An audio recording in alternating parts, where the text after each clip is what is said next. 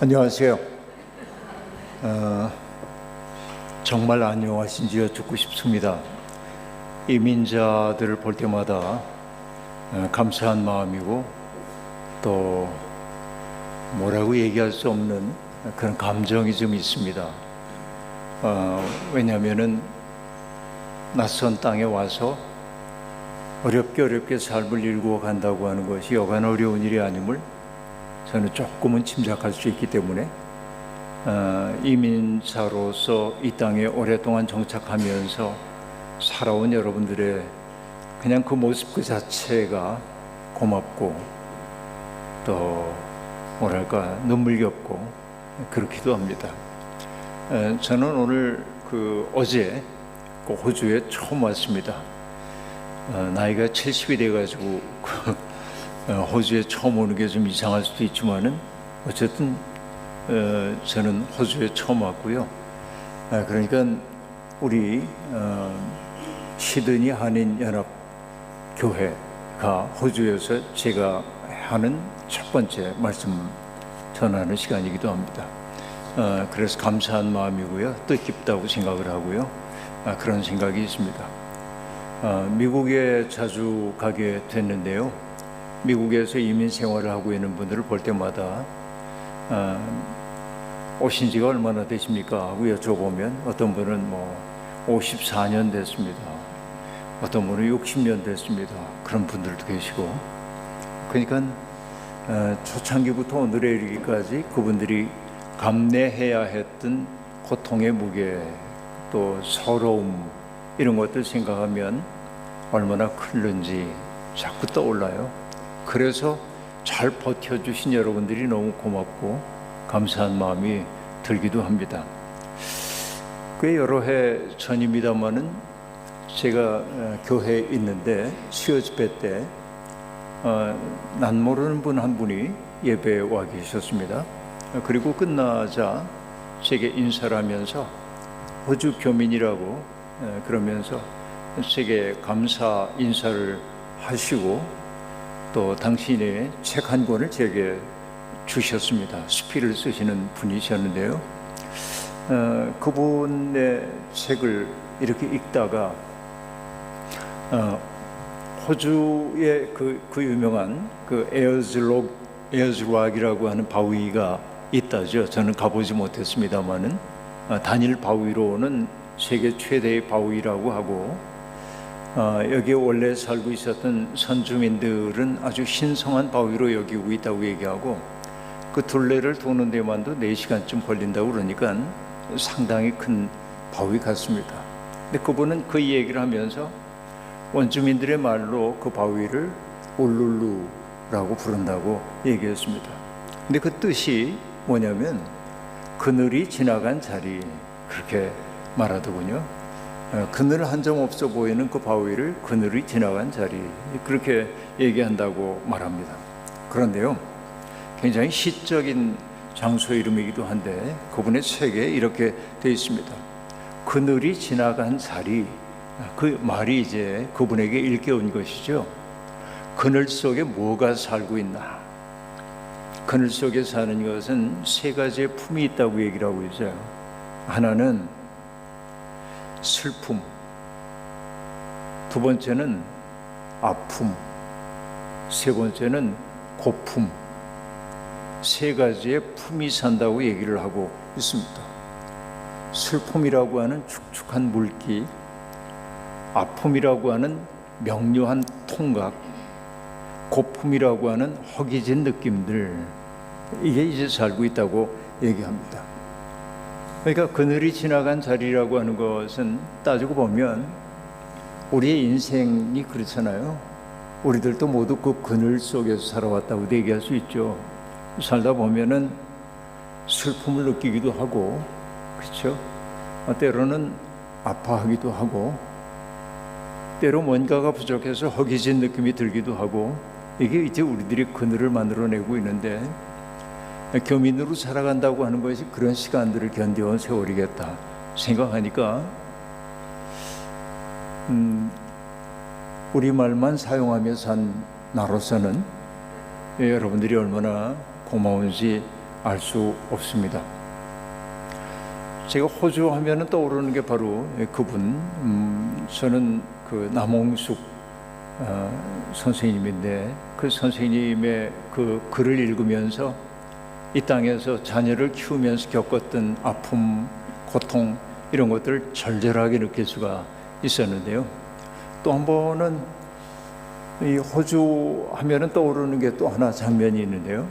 요즘은 제가 시간이 없어서 보지 못합니다만은 한국의 교육방송인 EBS라고 하는 방송에서 세계 테마기행이라고 하는 프로그램을 합니다.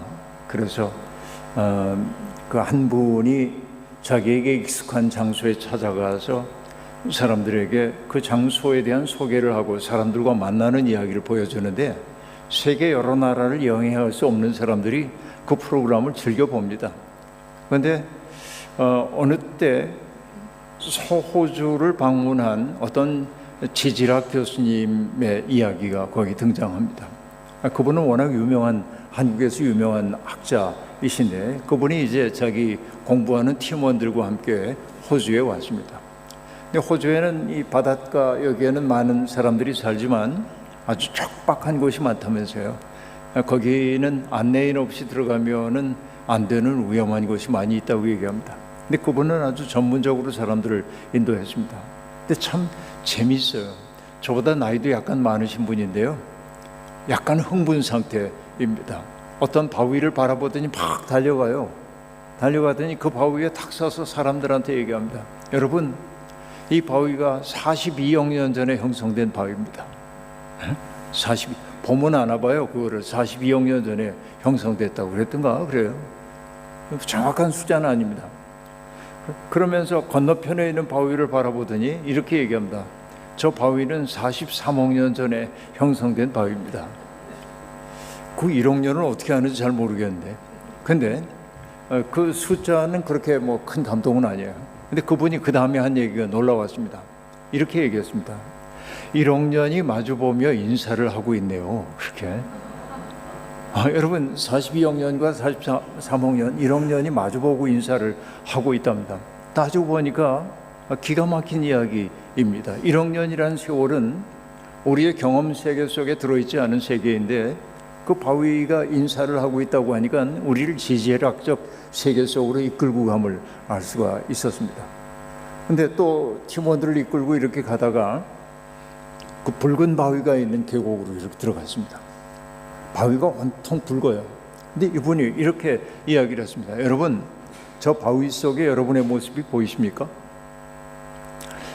그러자 사람들이 다 이건 무슨 귀신 신나라 까먹는 소린가 싶은 표정으로 멍하니 이렇게 있습니다. 그러자 그분이 얘기합니다. 저 바위가 저렇게 붉은 까닭은 그 바위 속에 있는 철분이 산소와 만나서 산화철을 이루었기 때문입니다. 그런데 우리의 피가 붉은 것은 저 철분 때문이고, 이 바위가 없으면 우리도 없습니다. 그러니까 그분이 하는 얘기가 뭐냐면, 저 바위 속에 여러분의 모습이 보입니까? 이런 질문이에요. 그러니까 그 질문 그 자체가 뭐냐면, 온 우주와 우리가 연결되어 있다고 하는 사실을 넌지시 우리에게 보여주고 있는 것이었습니다. 굉장히 시적이죠. 근데 이제 밤이 되었어요. 밤이 되자 그분이 정말 인공의 불빛이 하나도 없는 그 캄캄한 밤이니까 별들이 쏟아질 듯 많이 보이고 있었습니다. 근데 이제 사람들이 별을 바라보면서 이제 그 서울이라고 하는 혹은 뭐 한국이라고 하는 그 좁은 땅덩어리에 살던 사람들이 정말 광막하기 이를 데 없는 그곳에 와서 밤하늘의 별을 바라보는 것은 참 황홀한 일이죠. 여러분, 이 별들이 육안으로 2,000개 이상이 보이면은 별이 총총하다고 느낀답니다. 그런데 2,000개도 넘는 별들이 총총하게 있는 그 밤하늘을 바라보니까 사람들은 굉장히 황홀했고, 그 TV에는 나오지 않았지만 틀림없이 그랬겠죠. 뭐 별 하나의 추억과 별 하나의 동경과 별 하나의 어머니 뭐 어쩌고 여러분, 윤동주의 별에는 밤 이런 거 아마 했을 거예요. 그런데 그분이 이제 얘기합니다. 별자리 하나하나를 이렇게 일러주면서 저 별빛은 우리를 만나기 위해 8만 년의 세월을 날아왔습니다. 그렇게 얘기하는데요. 굉장히 시적이에요. 근데 그분이 8만 년이라고 할 때는 오래됐네 싶었는데 이렇게 얘기하는 거예요. 저 별빛은 우리를 만나기 위해 구석기 시대를 지나 신석기 시대를 지나 청동기와 그리고 철기 시대를 지나 오늘 산업 시대를 거쳐 오늘까지 우리를 향해 달려왔대. 그리고 보니까 여러분, 이 온 우주가 별빛이라고 하는 것들이, 우리가 바라보고 있는 저 별빛이 어떤 건 8만 년 전, 어떤 건 수십억 년 전에 출발해서 우리에게 왔단 말이에요. 지금 그 별이 있는지 없는지 몰라요, 우리는. 왜냐하면 수만 년 전에 출발한 별빛을 보고 있는 거니까. 그러고 보니까 여러분, 인생이 얼마나 신비로운지 알 수가 없습니다. 그때 우리에게 떠오르는 생각이 뭐냐면, 내가 없지 않고 이 세상에 있다는 것은 얼마나 놀라운 일인가. 그렇죠? 이 광막한 우주 가운데서 여러분, 기왕 우주에 대한 이야기 나왔으니까 좀 얘기하면요, 여러분, 우리가 속해 있는 은하계에서, 우리가 속해 있는 갤럭시, 이 은하계로부터 아주 은하계의 나선형팔의 끝부분에 있는 작은 별인 태양계에 속해 있는 8개의 행성 가운데 하나에 우리가 살고 있습니다. 그런데 우리가 속해 있는 은하계에 태양 같은 별이 몇 개쯤 된다고 과학자들이 추산을 하냐면 4천억 개 정도로 보고 있습니다. 그러니까 태양이 4천억 개가 있는 세상이 우리가 속한 은하계입니다. 근데 태양으로부터 가장 가까운 별이, 그 4천억 개의 별 가운데 태양으로부터 가장 가까운 별이 얼마나 떨어져 있냐면, 비행기 타고 한 100시간 가면 되는 데가 아니고, 여러분, 빛이 1초에 지구를 7바퀴 반 돈다고 그러잖아요. 1초에. 그런데 태양으로부터 4천억 개의 별 가운데 가장 가까운 별 사이의 거리가 얼만큼이냐면, 빛이 4년 3개월 동안 가야 돼요. 그럼 여러분, 이 우주 공간이 얼마나 넓은지 이게 상상이 되시죠? 이게 어마어마한 얘기라고 볼 수 있습니다. 그런데 여러분, 더 놀라운 게 뭐냐면, 우리가 속해 있는 은하계 같은 은하가 이 우주 공간 속에 수천억 개가 있답니다. 수천억 개. 근데 여러분, 더 재밌는 게 하나 있는데요. 우리의 은하계가 여기에 있어요, 이렇게. 근데 수천억 개의 은하계가 있는데 그 중에 가장 가까운 은하계가 있어요. 그 은하계 이름을 여러분도 아십니다. 모른다고요? 들으시면 알 거예요. 사람이 하도 엉뚱하면 우리가 뭐라고 그러는지, 쟤는 안드로메다에서 왔나? 안드로메다입니다, 그 은하계가.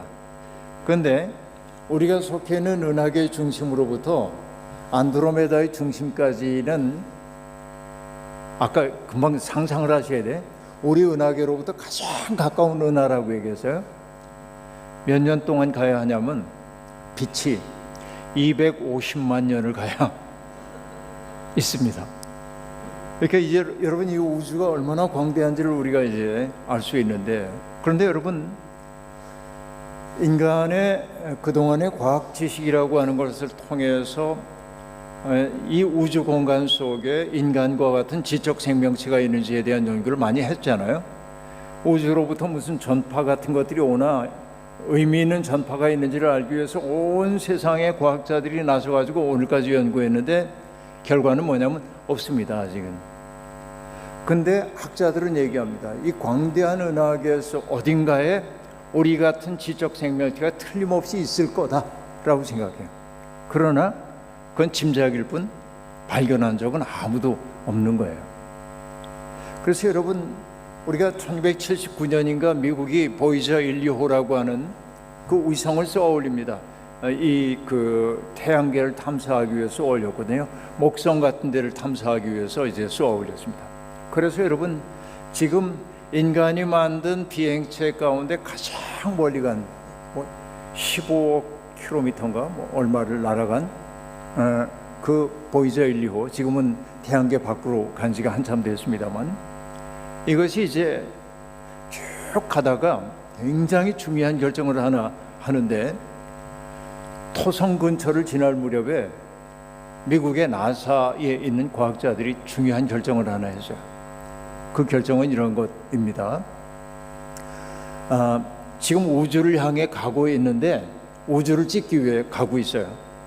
그런데 카메라의 방향을 돌려가지고 지구를 한번 찍어보자, 그 생각을 한 거예요.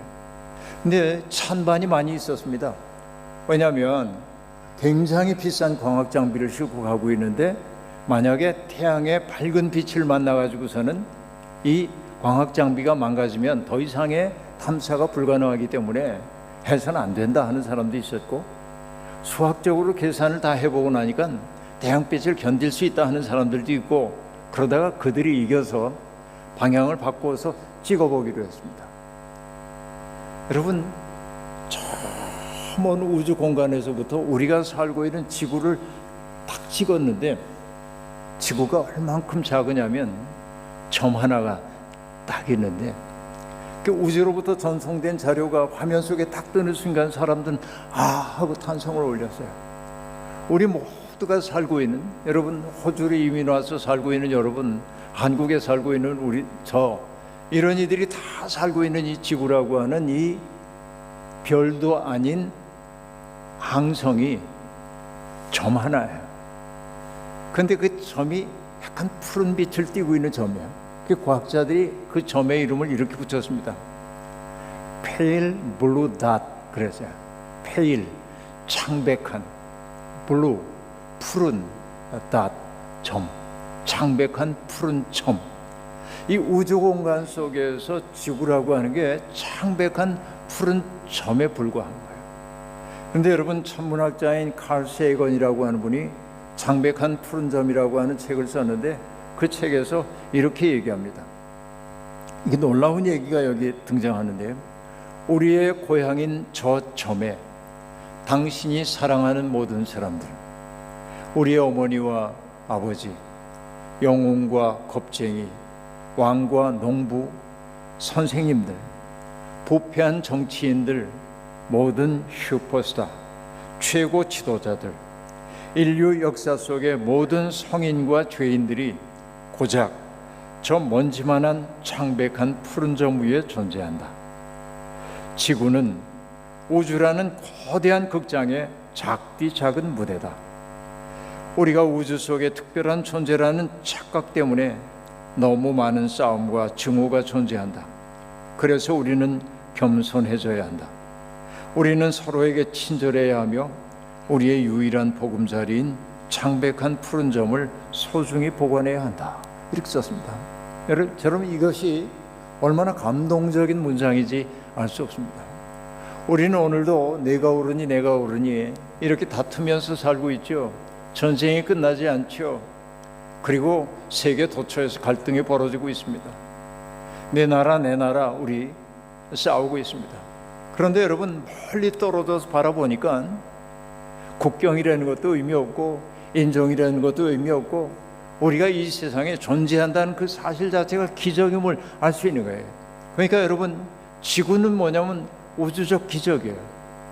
저는 여러분, 천문학이나 과학을 공부해 가면서 점점 신비주의자가 되어 가는데, 과거에는 우리가 여러분 신앙생활하는 사람들이 그랬습니다. 앞못 보던 사람이 눈을 뜨면 기적이 일어났다고 말합니다. 우리는 내가 앞을 보는 것이 기적임을 알지 못하고 삽니다. 어떤 사람이 물 위를 걸으면 기적이라고 말합니다. 그런데 우리가 대지를 딛고 걷는다고 하는 것이 기적임을 아는 사람들이 많지 않습니다. 이것이 얼마나 놀라운 일인지 모릅니다.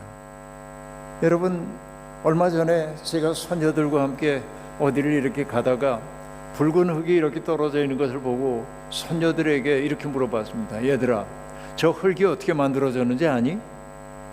초등학생인 손녀들이 잘 대답을 할 수가 없죠. 그래서 제가 얘기했습니다.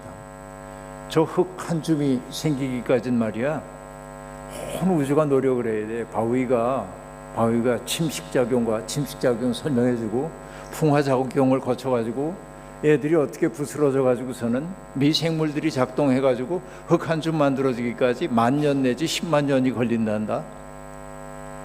그런데 우리가 발을 딛고 있는 대지에서 딛고 있는 이 흙이라고 하는 게 단단하게 뭉쳐져 있는 까닭은 뭐냐면 흙 한 점 속에 수억 마리의 미생물들이 살고 있기 때문이고, 그 미생물들이 받쳐 올리는 힘 때문에 대지가 풀풀 날리지 않고 있는 거죠.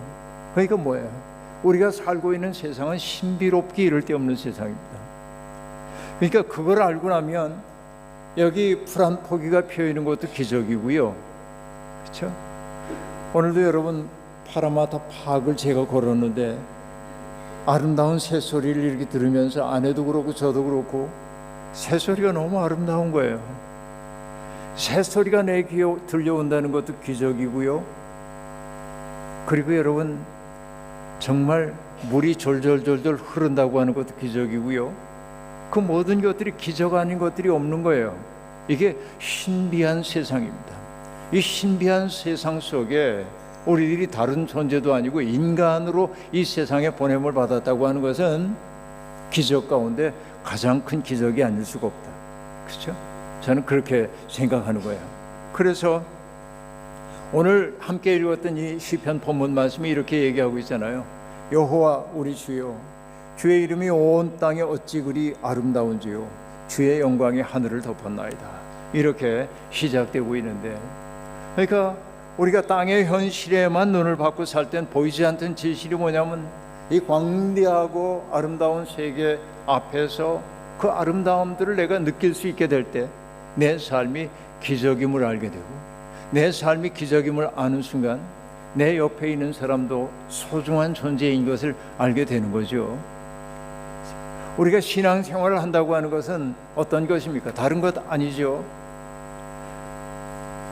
어떤 분은 그렇게 표현해서 신앙생활이라고 하는 것을 먼 빛의 눈길 그러는데, 여러분 살다 보면 내가 감당하기 어려운 일들이 내게 생길 때가 있습니다. 성큼 내게 다가오는 고통 같은 것들이 있죠. 그때 우리가 흔히 하는 얘기가 뭡니까? 눈앞이 캄캄하다라고 얘기해요. 왜 눈앞이 캄캄해요? 그게 딱 내 앞에 와서 다른 걸 못 보게 만들기 때문에 그래요. 그렇잖아요. 어떤 일, 큰 일이 내게 생기면 다른 거를 바라볼 수 있는 여백이 없어요. 이렇게 눈앞이 캄캄해. 아무것도 안 보여요. 근데 여러분 시간이 좀 지나고 나면 그 고통이 사라진 것은 아니지만 시간이 조금 지나고 나면 시간이 만들어준 거리 때문에 요만큼 떨어져서 바라보는 거예요. 이렇게. 그러고 보니까 이것도 보이지만 뭣도 보여요. 우리 김 장로님도 보이고 배 장로님도 보이고 황정화 목사님도 보이고 그래요.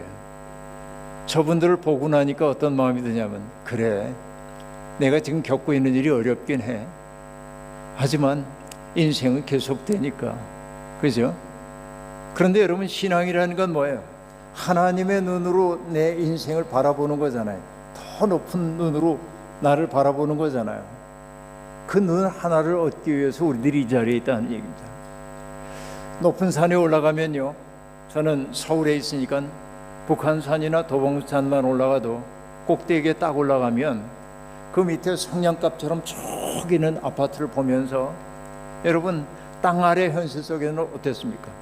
그 아파트 한 칸 차지하기 위해서 평생을 바치고 내 집값이 올랐네 내렸네 그러면서 아귀다툼을 하고 살고 있는데, 위에 올라와서 바라보니까 다 비슷해 보이고 저것 때문에 우리가 복닥복닥하고 살았단 말이지, 그 생각 든단 말이에요.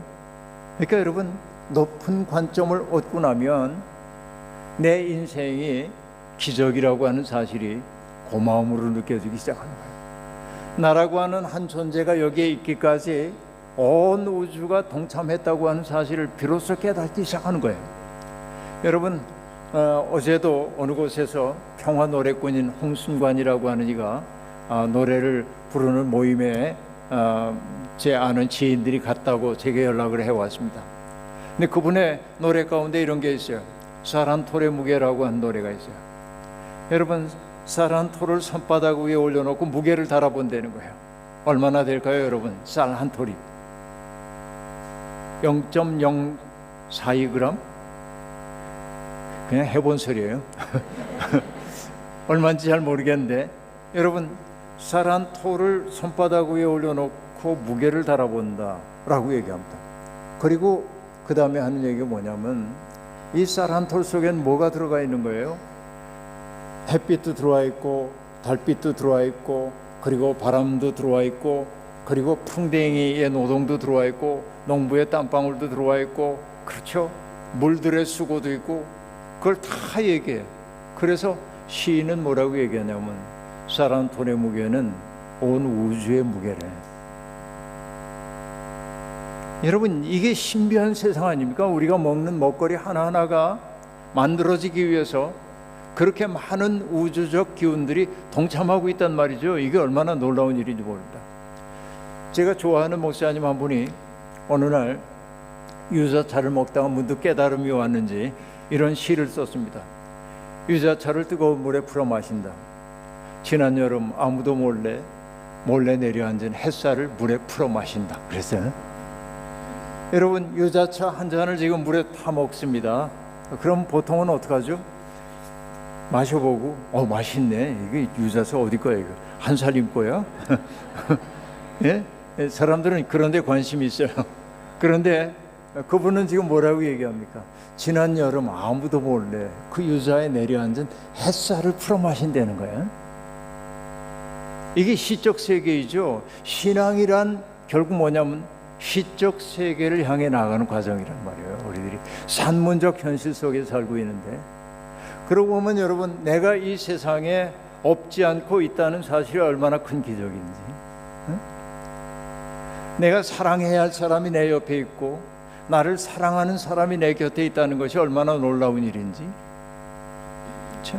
때때로 내 인생 무겁고 힘겹고 눈물겨운 일들도 있지만 아까 얘기한 대로 울룰루 그늘이 지나간 자리처럼 슬픔과 아픔과 고품이 우리의 삶을 괴롭히기도 하지만, 그럼에도 불구하고 내가 이 세상에 없지 않고 있다는 사실이 얼마나 놀라운가. 그 사실을 알았기에 시인은 지금 뭐라고 노래하고 있는 것입니까? 여기 이렇게 얘기했어요. 주의 이름이 온 땅에 어찌 그리 아름다운지요. 주의 영광이 하늘을 덮었나이다. 온 세상에 하나님의 숨결이 가득 차 있음을 지금 보고 있는 것입니다. 그런데 그 하나님은 어떤 분이라고 얘기하고 있습니까? 주의 대적으로 말미암아 어린아이들과 젖먹이들의 입으로 권능을 세우시며 이는 원수들과 보복자들을 잠잠하게 하려 하심이니이다 라고 말합니다. 하나님은 온 세상을 만드신 분일 뿐만 아니라 뭘 하시는 분입니까? 하나님의 뜻을 적대하는 무리들을 부끄럽게 하시는 분들인데, 누구를 통해서? 어린아이와 젖먹이를 통해서. 여기 어린아이와 젖먹이는 연소한 아이를 뜻하기도 하지만 세상에서 가장 연약한 자들을 뜻합니다. 가장 연약한 자들을 통해서 힘있다고 하는 이들을 부끄럽게 하는 분이 하나님이시다 말이죠. 이게 근본적인 고백이 속에 들어 있습니다. 우리가 고린도 전서를 보더라도 바울 사도가 그런 얘기를 하잖아요. 하나님은 약한 강한 것들을 부끄럽게 하시기 위해 뭘 했다고 그랬어요? 약한 자들을 택하셨다고 그랬어요. 하나님은 스스로 지혜 있다 하는 자들을 부끄럽게 하기 위해서 어리석은 자들을 택하여 주셨다고 얘기했어요. 이게 하나님의 세상 섭리법입니다. 이걸 여실히 보여주는 한 사건이 있는데요. 뭘 보면 알 수 있냐면, 여러분, 모세가 미디안 광야에서 목동 생활을 하고 있던 어느 날 모세가 호렙산 깊은 곳으로 들어가다 보니까 떨기나무에 불이 붙은 모습을 보게 되었습니다. 그러자 모세는 흘끗 바라보고 딴 곳을 바라보다가 문득 이상한 느낌이 들었습니다. 또 바라보니까 놀라웠어요. 왜 놀라웠냐? 보통은 떨기나무에 불이 붙으면 어떻습니까? 금방 재로 변하고 말지요. 그런데 이 나무는 재로 변하지 않고 계속 타오르고 있는 것으로 보였어요. 이때 여러분 이상한 느낌이 들잖아요. 어떤 경외심 같은 게 생기잖아요. 그때 그런 경외심이 생길 때 인간에게 있는 두 가지의 경험이 있는데, 하나는 뭐냐? 매혹되는 마음이 하나 있고 두려워하는 마음이 있어요. 그 두 가지의 경험을 어느 종교학자는 뭐라고 했냐면 노미노제 체험이라고 얘기하는데, 종교 체험의 본질인데, 근데 모세가 그 앞을 향해 갑니다. 그런데 이 떨기나무로부터 소리가 들려와요. 뭐라고 말합니까? 모세야, 모세야, 내가 선 자리는 거룩한 곳이니 내 발에서 신을 벗어라 하는 소리가 들려옵니다. 그 모세가 신을 벗고 그 앞에 엎드려요. 그런데 여러분, 여기서 퀴즈가 하나 있습니다. 하필이면 왜 신을 벗으라고 했을까요? 하나님 앞이니까. 너무 당연한 얘기죠. 근데 하나님 안 계신 곳이 있어요, 세상에? 그렇게 보면 여러분, 그렇죠? 하나님 아니 계신 곳이 없잖아요. 근데 이 자리에서 신을 벗으라고 했던 까닭이 뭘까?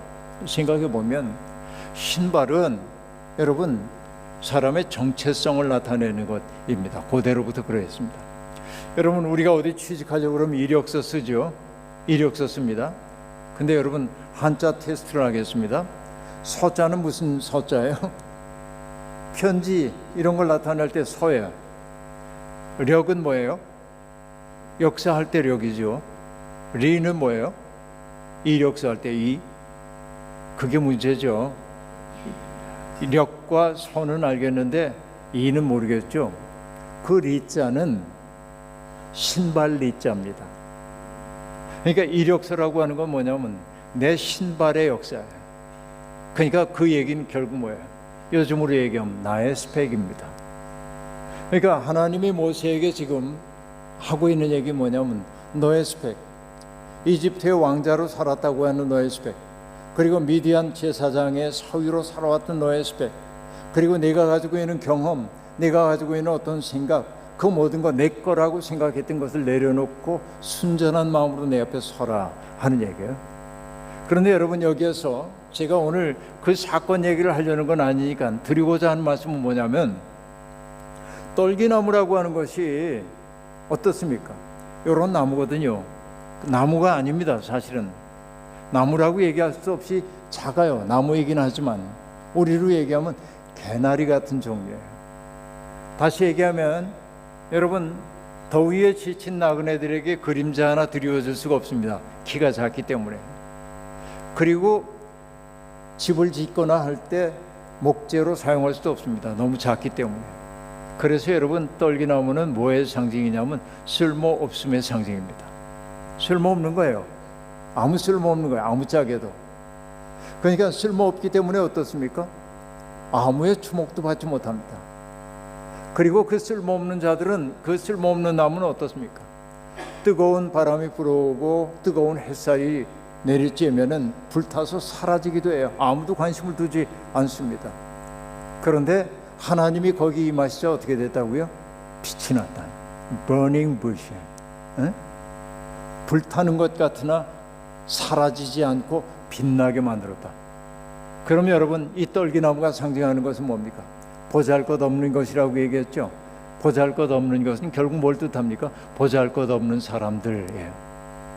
이스라엘의 하나님이 모세에게 모습을 드러낼 때 당신의 모습을 뭐로 드러내냐면 세상에 힘있고 권력이 있는 사람들을 빛나게 하는 존재로 등장한 분이 아니라 세상에 가장 무가치하다고 천대받고 있는 사람들 속에 오셔서 그들을 빛나게 해주신 분이 하나님이시단 말이죠. 바로 이 얘기입니다. 젖먹이와 어린아이들을 통해서 세상에 힘있다 하고 하는 자들을 물리치고 부끄럽게 만드신 분이 하나님이시단 말이죠. 이게 바로 예수 그리스도의 십자가. 십자가는 결국 뭐예요? 무력하게 죽임당한 것처럼 보여서 세상에서 가장 연약해 보이는 그 사건이 오히려 세상을 구원하는 사건이 되었죠. 바로 그것을 시가 지금 얘기를 하고 있는 겁니다. 온 세상을 만드신 하나님, 그 하나님이 역사도 섭리하고 계신데 가장 연약한 자를 통해서 가장 강한 자를 이기신단 말이죠. 저는 이 비밀을 압니다. 여러분, 정진규라고 하는 시인이 계신데요. 돌아가셨는데 그분이 옹알이라고 하는 시를 쓰신 적이 있습니다. 네, 이렇게 썼어요. 아기 천사께서 우리 집에 오셨다. 괄호 열고 딸이 아기를 낳고 산구안을 하러 집에 왔다는 거예요. 아기를 데리고 왔어, 딸이 집에. 그런데 여러분 어떻습니까? 할아버지가 그 아기를 이렇게 보니까 너무 예쁘잖아요. 여러분, 저도 할아버지거든요.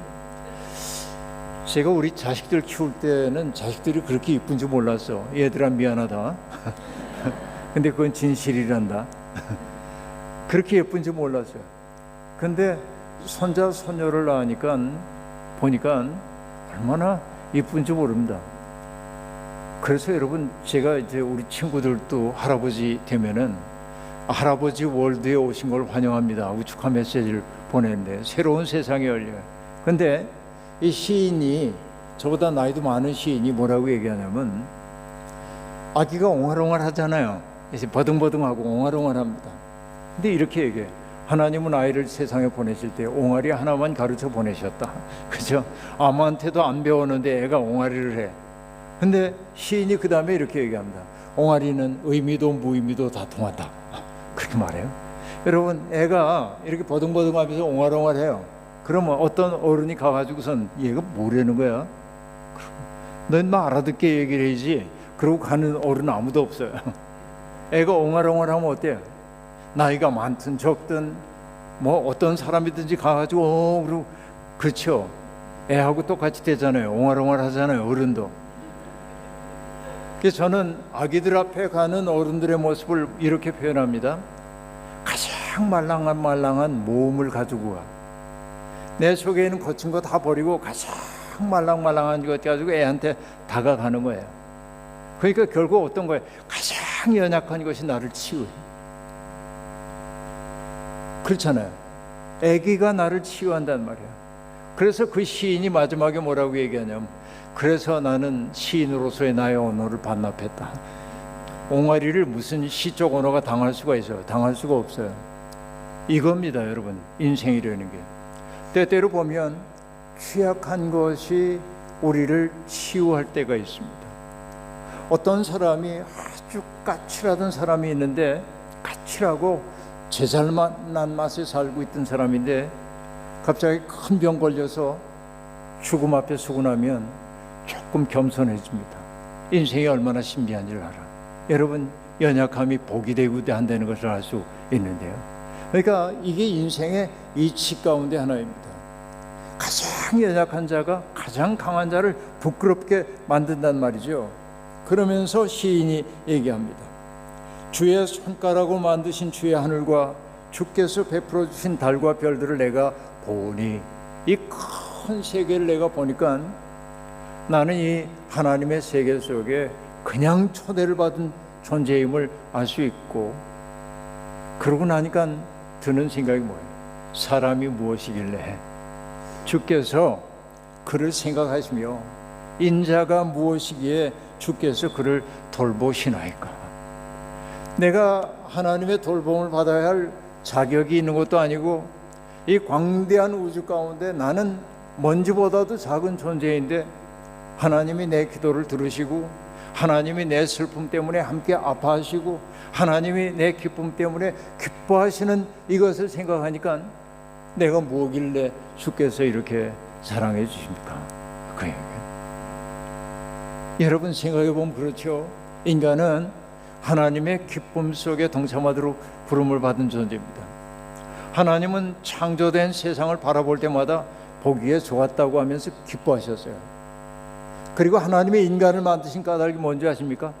당신의 기쁨에 동참하는 사람을 두고 싶으셨기 때문이에요. 이게 인간이 가장 인간다울 때는 언제냐면, 하나님이 만드신 세상을 바라보면서 경탄하고 기뻐할 수 있을 때 하나님께 영광이 되는 거예요. 그렇죠? 근데 여러분, 돈이 주인 노릇하는 세상이 우리에게서 빼앗아가는 가장 중요한 능력이 무엇이겠습니까? 경탄하는 능력을 빼앗아갑니다. 사람들은 뭘 보고 아름답다고 느끼지 못해. 이게 문제 가운데 하나입니다.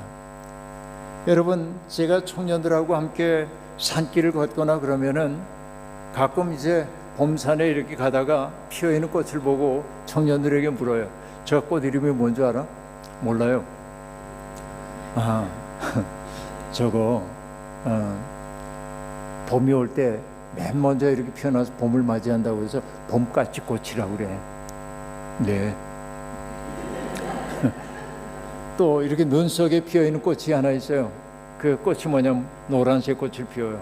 복수초라고 얘기하는데, 응? 우리말로는 얼음새꽃 그렇게 부르기도 해요. 근데 여러분, 복수초를 가르쳐줘.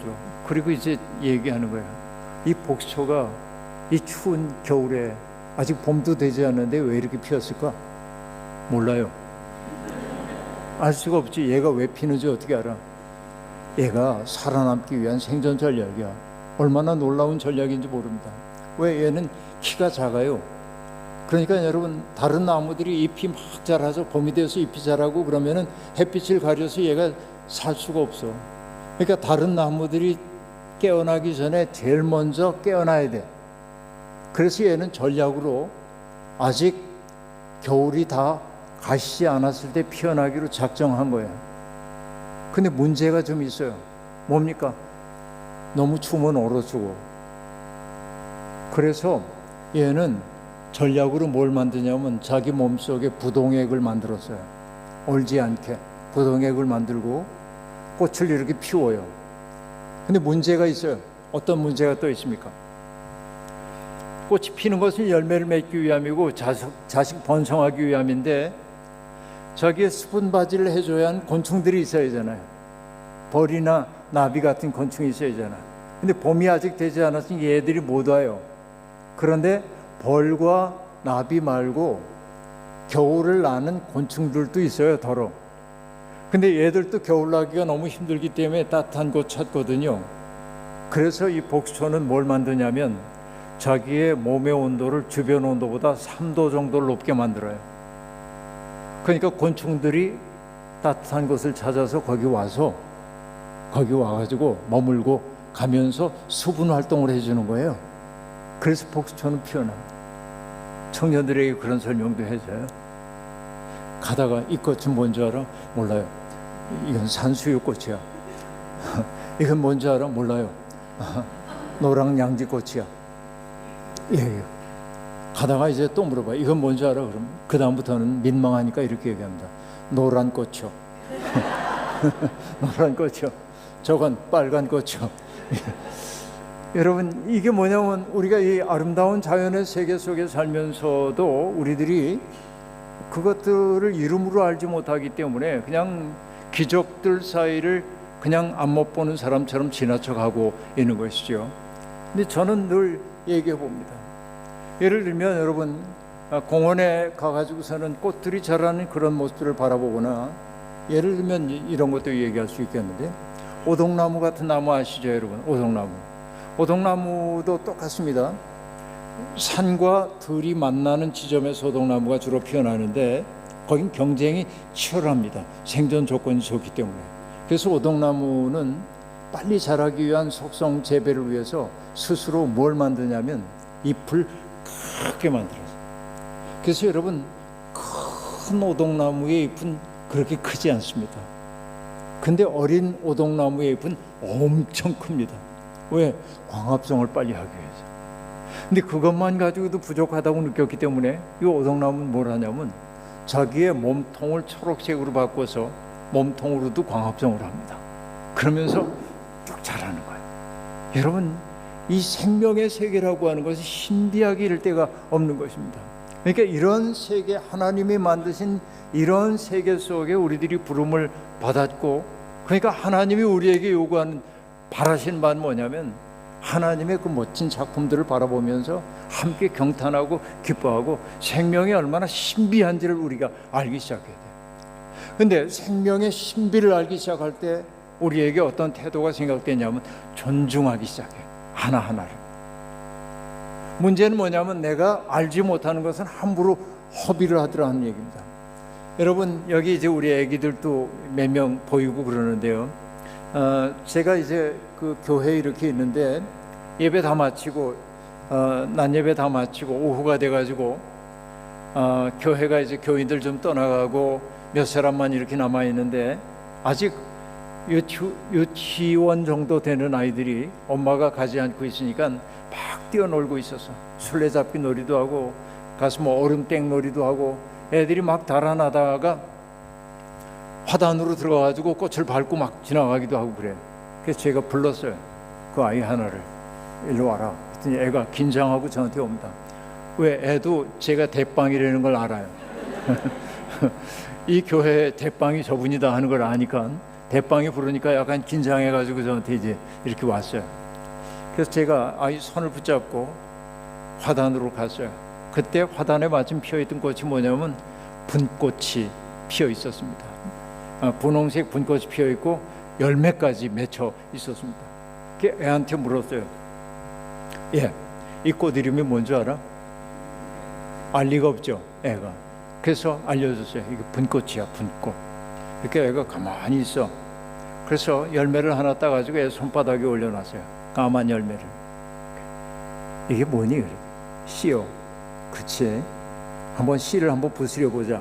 손으로 이렇게 부스려서 놔줬더니 뭐가 나옵니까? 그 안에서 하얀 분가루 같은 게 나오잖아요. 처음 듣는 얘기처럼. 예? 분꽃씨, 까만 씨, 그 쥐똥 같은 거인데 그걸 이렇게 비벼서 해보면 하얀 분이 나오고 얼굴에 바르면 분이에요, 분. 그래서 분꽃이에요. 제가 그 얘기를 아이한테 해줬어요. 애는 이제 그 분꽃을 아는 사람이 됐어요. 그래서 제가 잠시 잘 놀아 그러고 제 방에 갔다가 얼마 후에 이렇게 나와보니까 얘가 자기 친구 하나를 데리고 화단에 서가지고 분꽃 설명을 하고 있는 거예요. 근데 여러분, 한 주일 만에 우리 교회 유치부 아이들 전부가 분꽃을 알게 됐어. 제가 이 얘기를 할 까닭이 뭐냐면 이름을 알고 나자 아이들이 화단에 뛰어들지 않아요. 그 다음부터는. 이거 놀라운 경험 가운데 하나예요. 그래서 저는 우리 교회학교 교사들에게 어떤 얘기를 하냐면 애들한테 그 어설픈 교리교육 하지 말아라. 인간은 다 원죄 가운데 있어서 죄인이거든. 그래서 예수님이 피의 공로로 우리를 구원해서 이런 소리 애들한테 해봐야 알아듣지도 못하고, 애들에게 해야 할 교육이 뭐냐면 생태학적 감수성 교육. 세상에 얼마나 신비로 가득 차 있는지, 세상에 존재하는 생명들이 얼마나 소중한 존재인지를 일깨워주면 아이들은 함부로 대하지 않는다. 아이들의 성정이 깨끗해지는 것을 느낄 수 있어요. 이게 난 참다운 교육이라고 생각하는데요. 교육은 그래서 뭐냐면 존중하는 것을 배우는 거예요. 삶의 신비라고 하는 것을 가르쳐 주는 거예요. 그러니까 여러분, 그것을 깨달은 사람은 어떤 것도 혹은 어떤 사람도 함부로 대할 수가 없어요. 내 속에 경탄하는 마음이 많은 사람들은 다른 사람들을 아낄 수밖에 없어요. 그래서 여러분, 그들이 하는 얘기가 뭐냐면, 요즘 제 마음이기도 합니다마는, 주께서 내게 베푸신 은혜 내가 무엇으로 보답할까? 이게 요즘 제 마음을 사로잡고 있는 내용 가운데 하나입니다. 그렇죠? 그러니까 하나님은 부족하기 이를 데 없는 우리들을 당신의 백성으로 삼아주셨을 뿐만 아니라 성경은 처음부터 인간을 가리켜 뭐라고 얘기하냐면 하나님의 형상이라고 얘기한단 말이죠. 그래서 이 시편 기자도 얘기하고 있습니다. 그를 하나님보다 조금 못하게 하시고 영화와 존귀로 관을 씌우셨나이다 라고 말하는데요. 그러니까 여러분, 인간이 하나님의 형상이에요.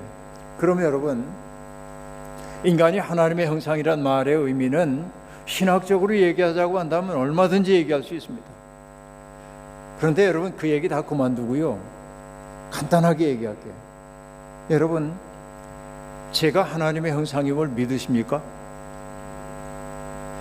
잘 수긍이 안 되시는 모양인데 저도 인간인데요. 하나님이 모든 인간을 하나님의 형상으로 만드셨죠. 그럼 저도 하나님의 형상이에요. 문제는 뭐냐면 하나님의 형상이라고 한다면 사람들이 저를 보면 하나님을 느낄 수 있어야 돼. 내가 하나님의 형상이면 그런 거죠. 나를 보면 하나님을 느낄 수 있어야 돼요. 여러분, 열하일기를 썼던 박지원 선생님의 시가 가운데 이런 거 있습니다. 아버지가 돌아가셨어. 아버지가 얼마나 그리운지 몰라요. 그래서 말합니다. 아버지 보고 싶으면 어찌하나? 형님 얼굴 보면 되지. 왜? 형님 얼굴 속에 아버지의 모습이 있기 때문에 그래요. 그런데 형님도 돌아가셨어. 형님 보고 싶으면 어찌하나? 냇가에 나가 내 얼굴 비춰보면 되지. 그런 게 나옵니다. 왜? 아버지의 얼굴이 형님에게 있고 형님의 얼굴이 내 얼굴 속에 있는 거예요.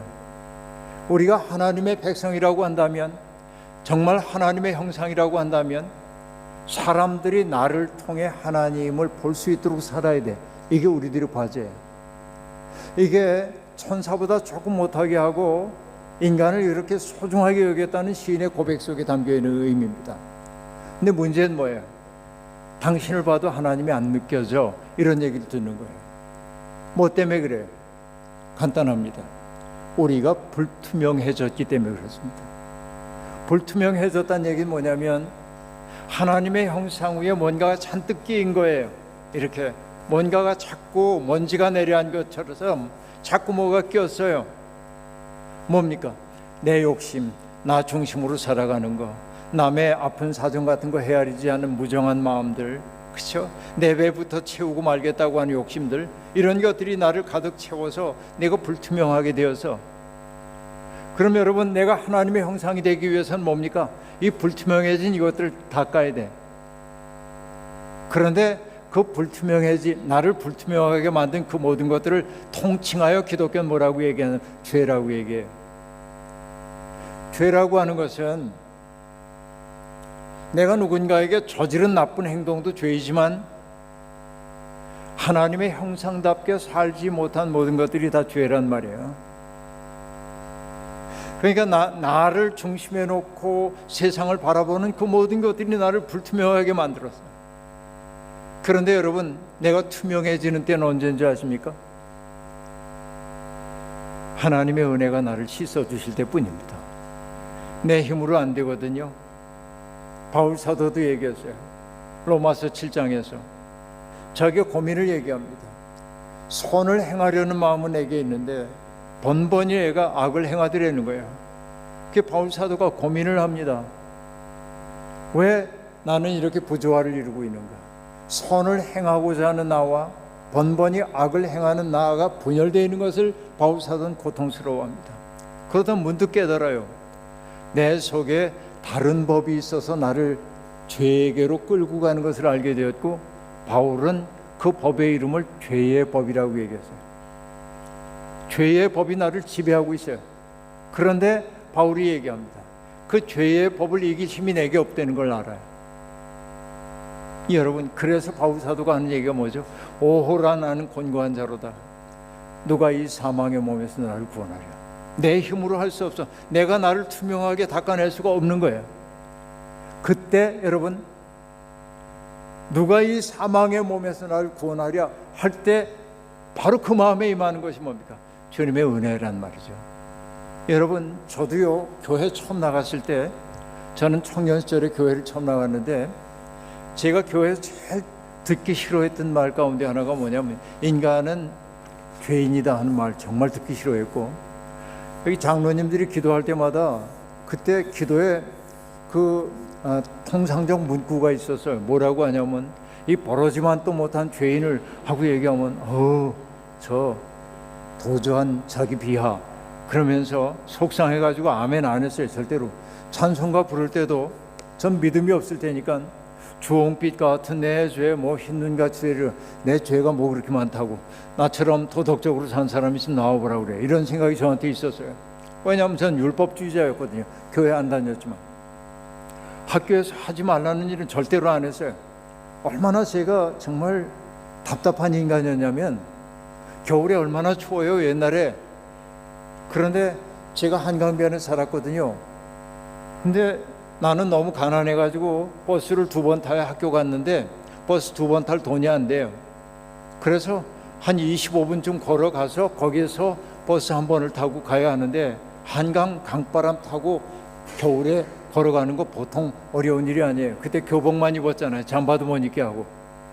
그런데 여러분, 일본식 교육이죠. 뭐라고 얘기했어요? 교련 선생님이 입수 보행 금지, 주머니에 손 넣고 걸으면 안 돼. 아무도 안 봐요. 근데 저는 지킨 거예요. 한강 바람을 맞으면서 입수 보행 금지, 이렇게 답답한 인간이 저였어요. 그러니까 여러분, 주홍빛 같은 내 죄, 그럼 난 선생님이 눈 감고 있어 하고 나가면 애들 뭐 난장판을 부려도 난 절대 눈 안 떠.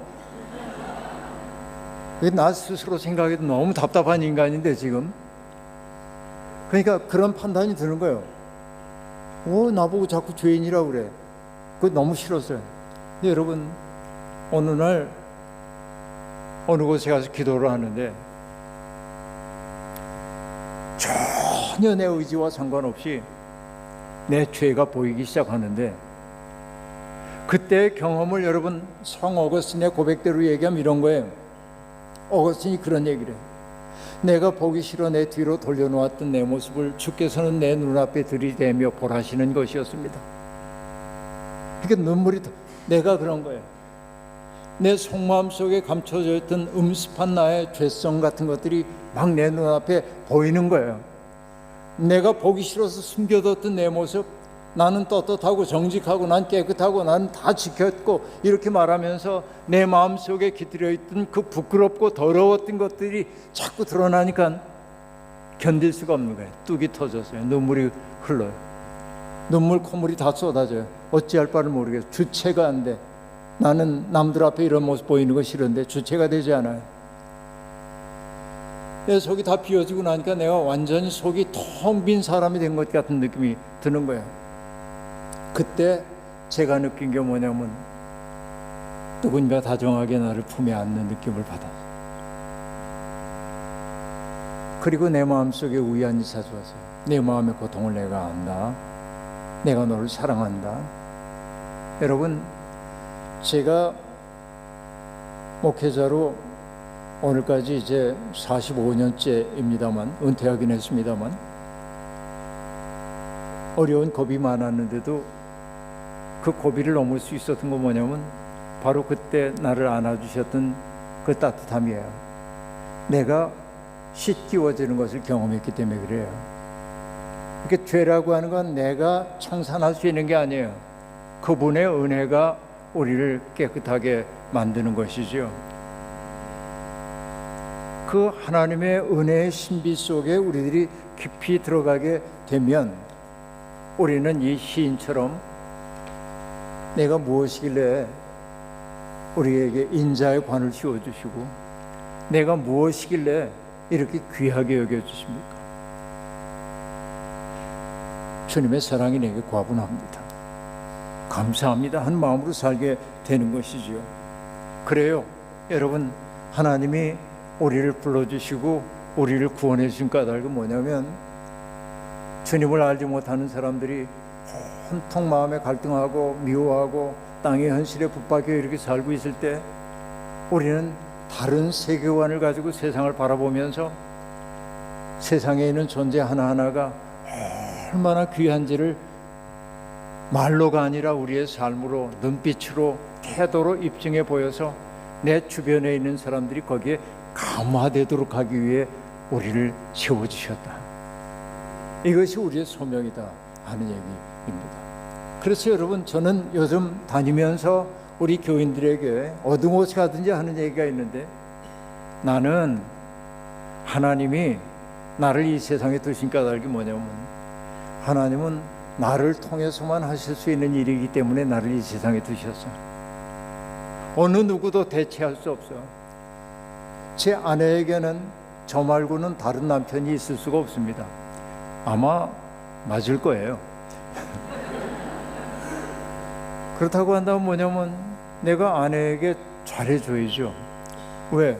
저 사람에게는 유일한 사람인데 내가. 그렇잖아요.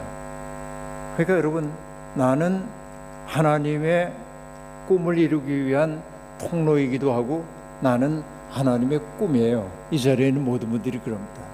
그러니까 여러분이 하나님의 꿈이라는 사실을 잊지 말고 하나님의 꿈답게 살고, 내 존재가 얼마나 소중한지를 여러분 인식하면서, 아픔과 슬픔과 고품이 많은 세상이지만 그 속에서도 주님을 찬미하는 기쁨 속에 사시기를 주의 이름으로 축원합니다. 자비로우신 하나님, 오늘 우리 사랑하는 교우들과 더불어서 시편 8편의 말씀을 가지고 은혜를 함께 나누게 되었습니다. 우울한 세상에 살면서 우리는 참답게 하나님을 찬미하는 일을 잃어버릴 때가 많이 있었습니다. 그러나 오늘 시인은 주님의 이름이 온 땅에 어찌 그리 아름다우냐고 노래하고 있습니다. 그것이 우리의 고백이 되기를 소망합니다. 자격이 있어서가 아니라 하나님의 값없는 은혜로 우리를 당신의 백성 삼아 주셨으니 주님의 은혜에 보답하기 위해서라도 하나님의 세계를 아름답게 바꾸며 사는 우리 모두가 되게 도와주옵소서. 이 자리에 있는 모든 사람들이 하나님의 꿈의 통로가 되게 도와주시고 하나님의 복을 세상 사람들에게 전달하는 아주 멋진 사명자들이 되도록 역사하여 주옵소서. 예수님의 이름으로 기도하옵나이다. 아멘.